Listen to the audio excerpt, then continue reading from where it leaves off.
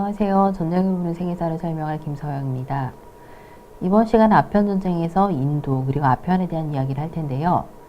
말씀드렸던 것처럼 영국은 중국과의 교역에서 적자를 면할 수 있는 상품을 찾기 시작했습니다. 아편은 기원전 1500년 전부터 사용하기 시작했습니다. 흔히 우리가 잘 알고 있는 양귀비, 굉장히 화려한 꽃인데요. 양귀비에서 흘러나오는 즙을 말려서 사용한 일종의 마약입니다. 병원에서도 많이 사용하죠. 흔히 우리가 몰핀이라고 부르는 그런 진통제, 특히 굉장히 강한 그런 진통제성 마약으로 잘 알려져 있습니다. 이렇게 아편은 실제로 오랫동안 인류 역사에서 발견되고 있는데요. 인도에서 아편을 영국인들이 발견하기 시작합니다. 실제로 영국인들이 인도에서 아편을 발견하게 된 것도 굉장히 우연인데요. 원래 영국인들이 관심을 가지고 있었던 아시아의 식민지는 인도가 아니었습니다. 포르투갈이나 네덜란드와 마찬가지로 영국 역시 인도네시아에 굉장히 많은 관심을 가지고 있었습니다. 그 당시 인도네시아나 말레이시아는 후추라던가 클로버와 같이 향신료가 많이 재배되는 곳이었는데요. 인도네시아에서 영국과 네덜란드 사이에 향신료를 둘러싼 전쟁이 발생했습니다. 그리고 그 전쟁에서 영국이 패배했습니다. 결국은 네덜란드에서의 전쟁에서 패배한 영국은 인도네시아에서 사실은 퇴출당할 수밖에 없었고 주변을 둘러볼 수밖에 없었어요. 아시아의 어떤 지역을 우리가 식민지로 삼아야 될 것인가를 고민하다가 인도에 관심을 가지기 시작했습니다. 그리고 이제 인도에서 두 가지 작물에 관심을 가졌는데 바로 한 가지가 아편, 그 또 다른 한 가지가 면화입니다. 인도에서 아편을 발견하게 된 영국인들은 이것이야말로 중국에 수출했을 때 중국과의 무역 적자에 굉장히 톡톡히 덕을 볼 수 있는 상품이라고 생각을 하기 시작했습니다.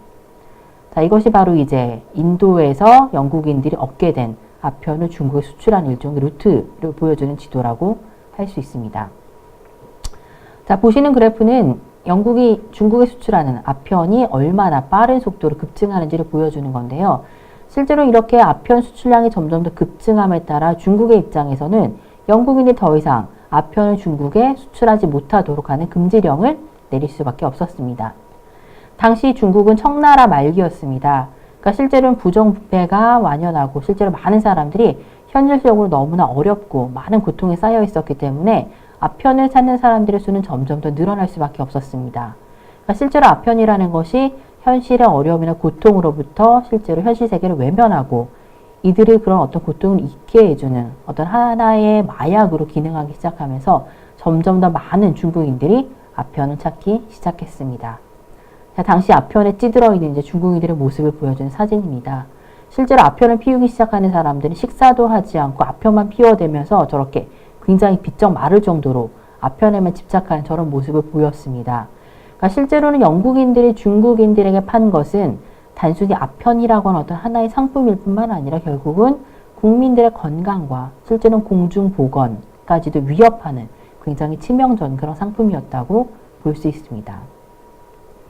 결국 중국 정부의 입장에서는 이렇게 국민들을 위협하고 그다음 국민들의 건강을 위협하는 아편을 내다 파는 영국인들에게 아편 수출 금지령을 내리게 됐고 영국인들이 이를 이제 아편을 몰래 밀수하기 시작하니까 결국 아편을 실은 영국의 선박들을 불지르기 시작했습니다. 그리고 이에 대해서 영국과 중국 사이에 전쟁이 발발했습니다.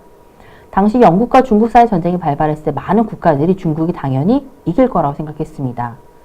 앞에 그래프에서 보여드렸던 것처럼 19세기 중반까지 전 세계 GDP, 쉽게 말하면 전 세계의 부와 인구, 모든 것이 집중되어 있는 것이 바로 중국이었기 때문에 많은 사람들은 중국이 영국을 쉽게 이길 거라고 생각했어요. 그런데 그 당시 영국은 네메시스라고 불리는 최첨단 증기선을 가지고 그리고 실제로는 최첨단 무기로 실제로 무장한 군대를 이끌고 실제로 중국을 침공했습니다. 두 번의 전쟁에 걸쳐서 영국이 승리를 했습니다. 그리고 그 두 번의 전쟁의 대가로 영국은 5개의 항구를 개방하고 우리가 잘 알고 있는 것처럼 홍콩을 양도받았습니다.